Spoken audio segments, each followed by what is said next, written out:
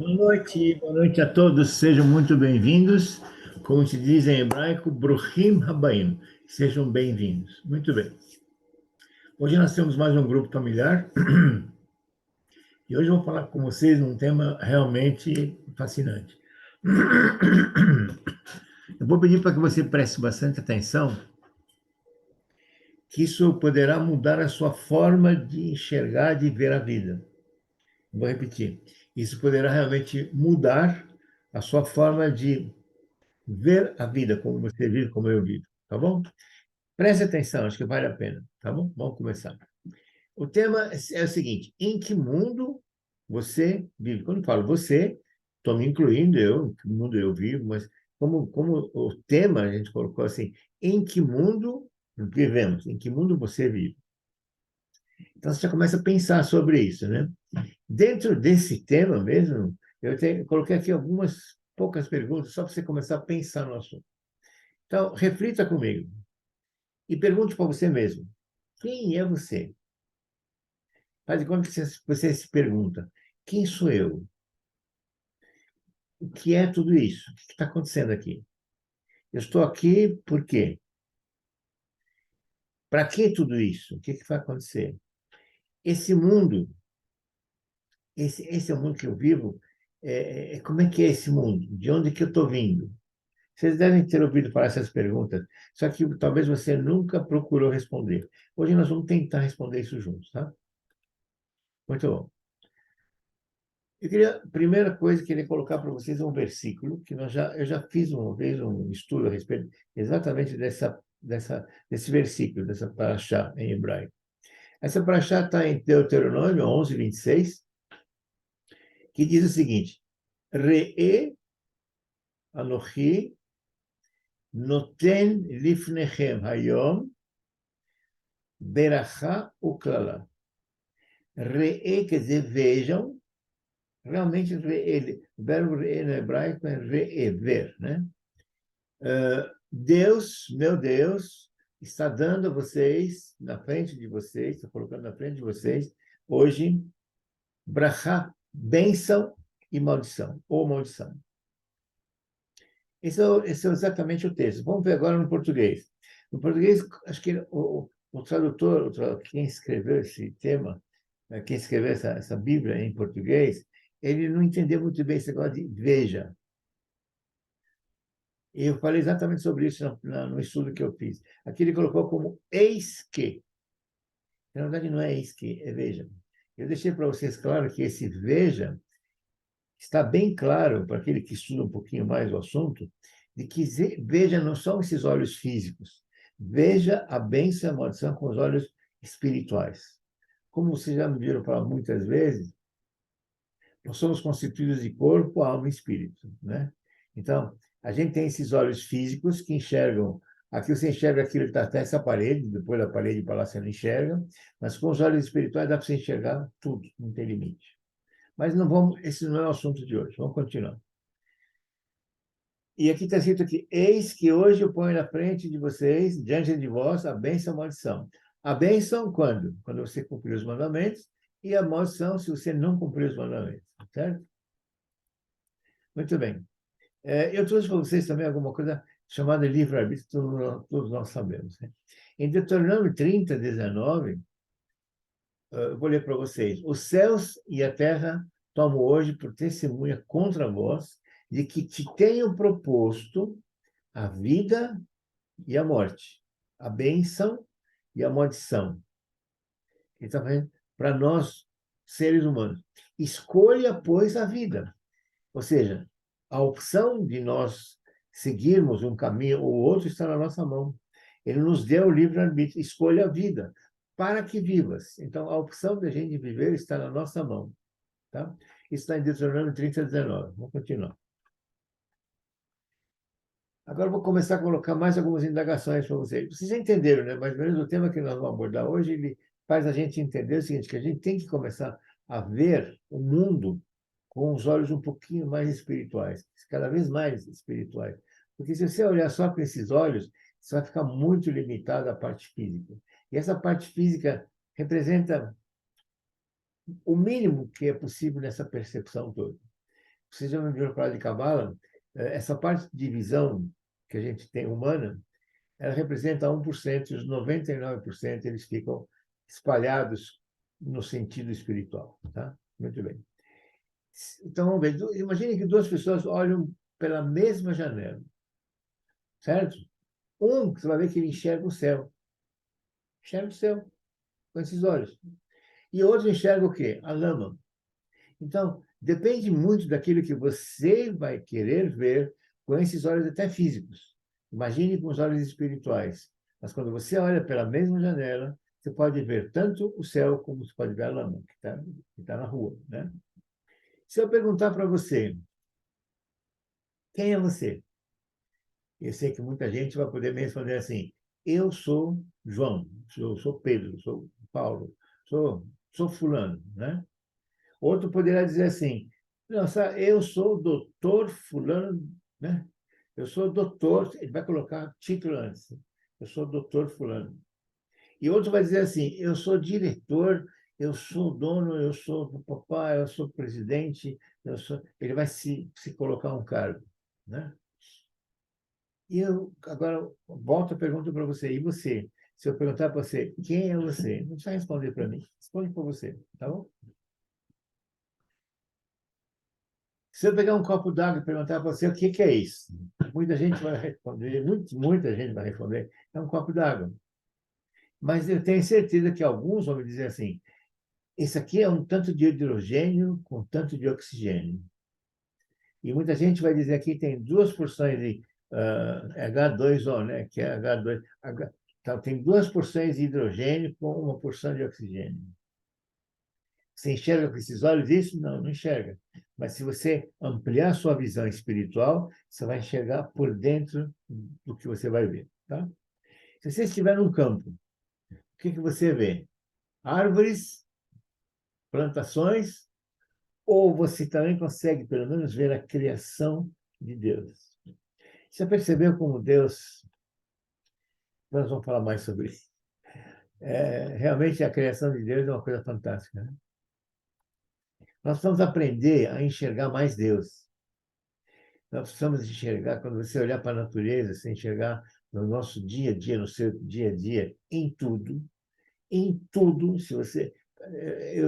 olha, sem medo de errar, em tudo que você for olhar, tenha certeza que está o dedo de Deus, está Deus lá. Você pode enxergar Deus em tudo.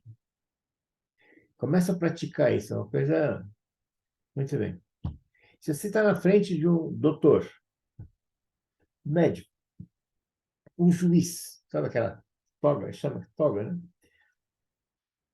Muda a sua percepção em cima do quê? O que faz você mudar a sua percepção? É a vestimenta dele,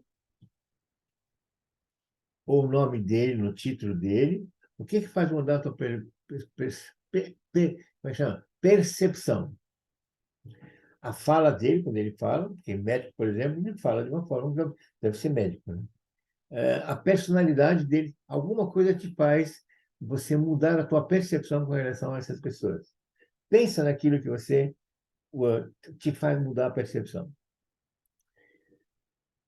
Quando você olhar a natureza daqui para frente, talvez você já faça isso, mas procura fazer mais ainda.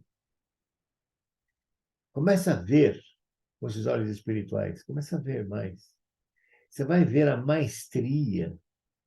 Sabe o que é maestria? Porque o Criador é lindo tudo que ele fez. Se você olhar a história da criação, você vai ver que Deus é maravilhoso. A maestria do Criador, certo? Você certamente vai concluir. Tem que concluir. Não tem como não concluir isso, né? Você vai concluir o seguinte: você olhar para isso tudo, você vai dizer assim: tem que ter havido um Criador. Isso não pode ter acontecido, não é nada, é obra do acaso.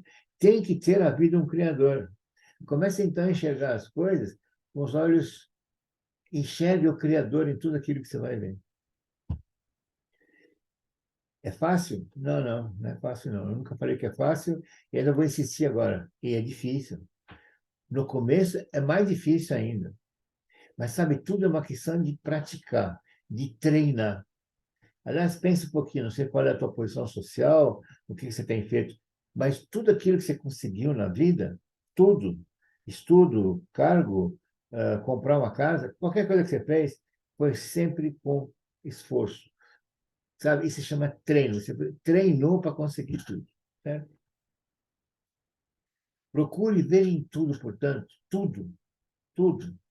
E para isso você precisa realmente treinar. E sabe o que vai acontecer quando você for treinando, treinando, treinando? Anota bem isso. Mais uma vez, você vê que no último estudo que eu fiz, eu falei sobre esse tema de aproximar, né? Quando você for começar a ver em tudo, você praticar essa, você vai começar a ver em tudo Deus, você vai estar se aproximando cada dia mais perto de Deus. Cada dia mais você vai enxergar os seus defeitos. Cada dia mais você vai enxergar o que você tem que consertar dentro de você. Você vai enxergar aquilo que você deve mudar. E você vai chegar um dia e você vai dizer assim: me arrependo, Senhor, me desculpe, me perdoe. Você vai sentir o seu arrependimento e vai dizer: eu quero mudar. E você vai querer mudar. E cada vez mais você vai se aproximar de Deus. Cada vez mais você vai estar mais perto dele. Até que vai chegar um dia e você vai dizer para Deus: eis-me aqui, Senhor. Eis-me aqui. Estou aqui para aquilo que o Senhor quiser de mim. Ok? Então, minha recomendação para vocês, para mim também. A partir de hoje, compra uns novos óculos. Hoje a gente está se falando muito de metaverso, mas não estou falando disso também. Estou falando que você começa a procurar ver as coisas com os olhos espirituais. Você vai ver como fica muito mais linda a tua percepção. Agora eu quero colocar algumas referências bíblicas, né? Vocês conhecem aquela passagem de Jesus, que ele estava no barco, e aí os discípulos estavam lá com ele, e aí ele estava dormindo, mestre, você não tem medo que tiver tempestade? Falaram para ele: mestre, você não está com medo que a gente morra? E ele se levantou e disse para o mar: cala-te, aquieta-te. Aqui, ó, vou colocar o mouse para vocês verem: cala-te, aquieta-te, e o vento se aquietou. E ainda Jesus disse o quê? Por que sois tão tímidos? Ainda não têm fé? Ainda vocês não creem? E eu pergunto para vocês agora: você crê em Jesus? Crê mesmo, de verdade. Então, enxergue ele em tudo que se for olhar daqui para frente. Porque ele está em tudo. E se ele está em tudo, vai depender de você querer enxergar ele. É assim que eu vejo. Tá? Se você estivesse no barco, você diria o quê? Que você enxergaria o quê nesse momento? Jesus, né? Tá. É isso. Vamos continuar. Agora vamos falar de algumas referências bíblicas. Vocês não concluindo, mas fazer um apanhado geral. Eu não vou ler tudo para não ficar muito longo, né? A inclinação da carne é morte. Prestar atenção, vou repetir. A inclinação da carne é morte. E a inclinação do espírito é vida, é paz. Porquanto a inclinação da carne olha, presta atenção no que está escrito aí. É o que está escrito na sua Bíblia. Veja na minha. A inclinação da carne é inimizade contra Deus. Então, tudo aquilo que você fizer só com esses olhos físicos, a inclinação de tudo na vida, se você se for prender no que a parte física te oferece, é inimizade contra Deus. Sabe por quê? Porque ela não é sujeita às leis de Deus. Você vai falar: que leis são essas?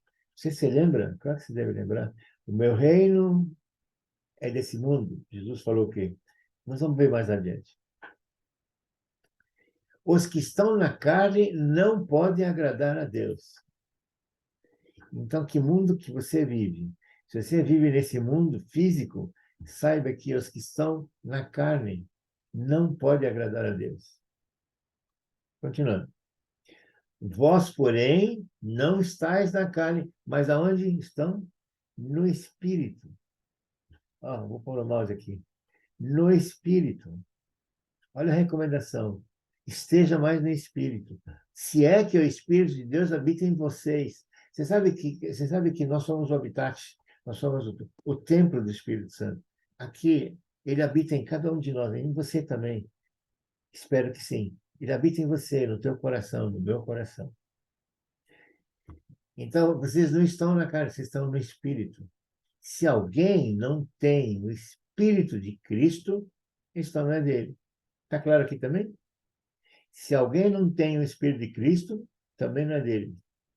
E se Cristo está em vós, Cristo está em você, está em mim, né? O corpo, veja que interessante que está escrito aqui. Se Cristo está em vós, o corpo físico, na verdade, está morto por causa do pecado. Que pecado é esse? Que pecado? Nós vamos ver lá embaixo. Nós somos todos herdeiros do pecado de Adão. Nós vamos ver mais embaixo. O corpo, na verdade, está morto por causa do pecado. Mas o espírito vive por causa da justiça. Nós não falamos muito sobre essa palavra, né? Justiça, justiça. Justiça, ela é bem ligada com amor, amor ao próximo. É o 11º mandamento, quando Jesus disse: hoje dou para vocês um novo mandamento, que vos ameis uns aos outros, como eu vos amei. Muito bem. Se viver de segundo a carne, morrereis. Claro, porque a carne morre. Você já pensou que isso aqui vai ficar para sempre, não? Não, né? O que Jesus nos oferece? A vida eterna. Isso aqui pode ser eterno? Você já viu isso aqui viver para a eternidade? Não. Então, quando ele oferece a vida, com certeza não é a vida física. Vou repetir. Ele nos oferece a vida eterna. Portanto, isso daqui não pode ser eterno, portanto, não é isso que ele está nos oferecendo. Se viveres segundo a carne, morrereis. Se pelo Espírito mortificardes as obras do corpo, vivereis.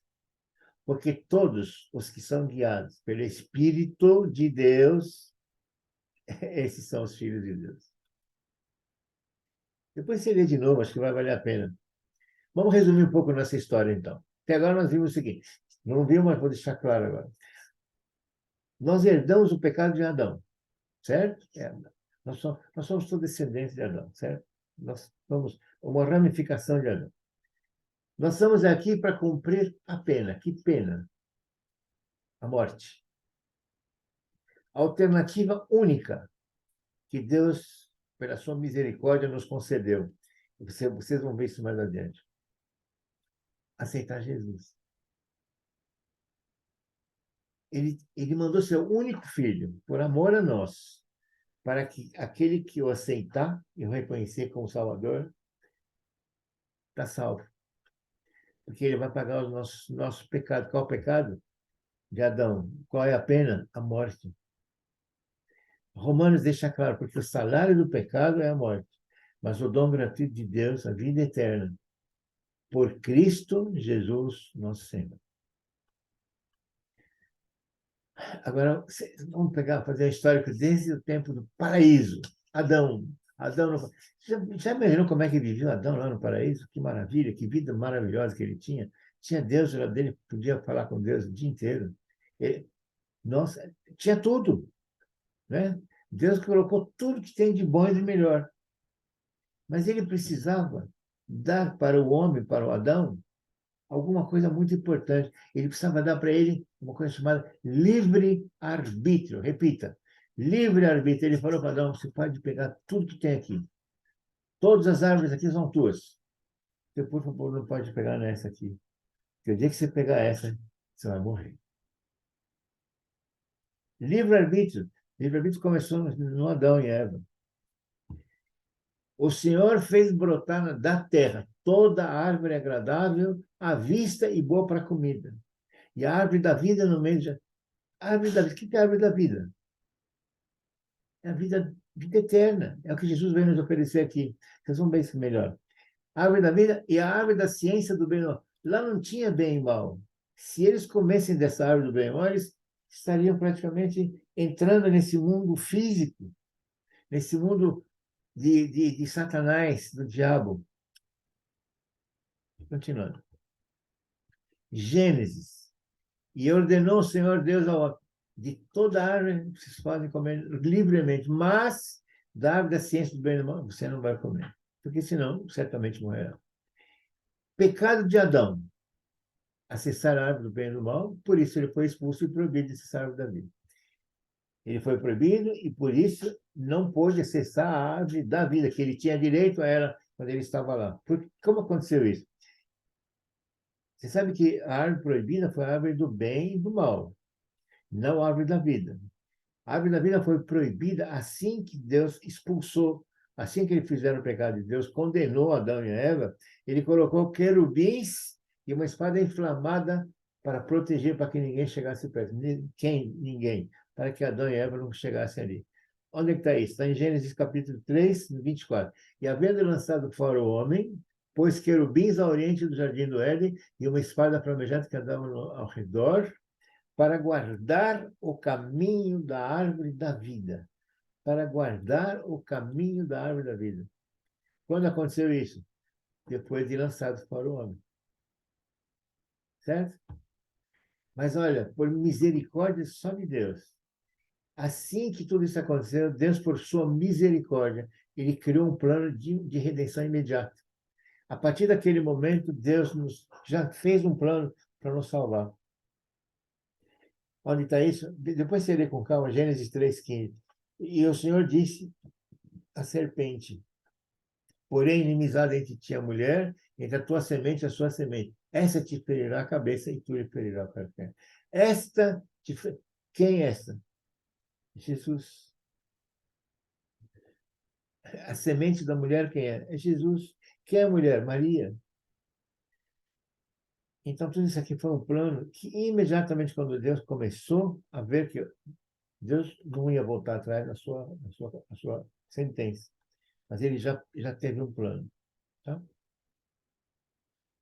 Depois de tudo que foi exposto acima, eu acho que agora nós podemos entender melhor. Lê de novo comigo. Em tudo dai graças. Dá para entender melhor? Tem como não agradecer alguma coisa que acontece na vida, seja boa, seja ruim, no conceito humano? Por isso que é em tudo dai graças.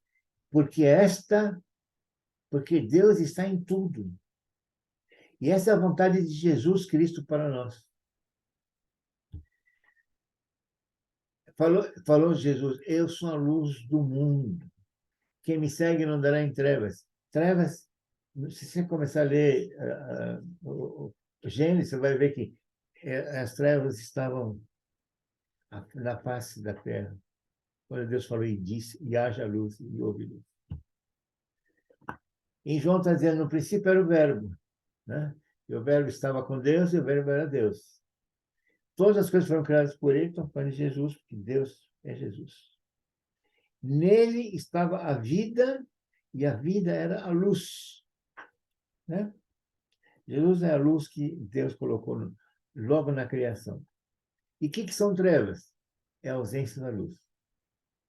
Só existem trevas quando não tem luz.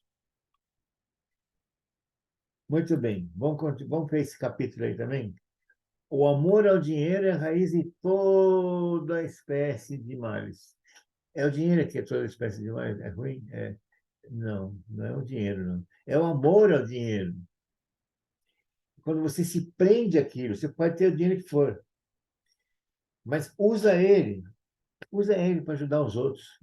Você acha que é mau caminho?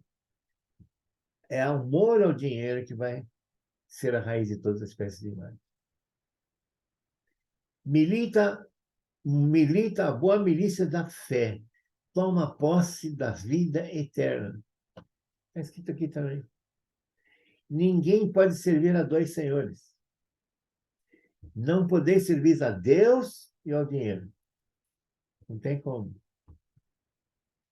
Buscai primeiro o reino de Deus e a sua justiça, e todo o resto será acrescentado.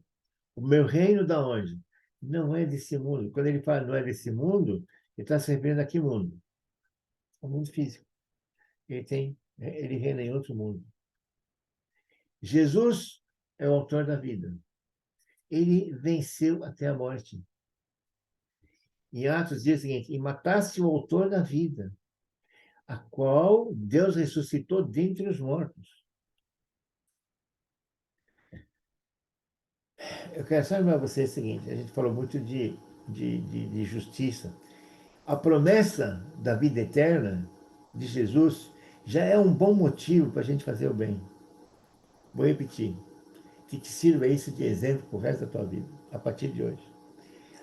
Só a promessa que Jesus veio nos trazer aqui para a gente conseguir a nossa vida eterna, portanto, é lá na parte espiritual, já é um ótimo motivo para a gente fazer o bem para o nosso próximo. Repetir, terceira vez.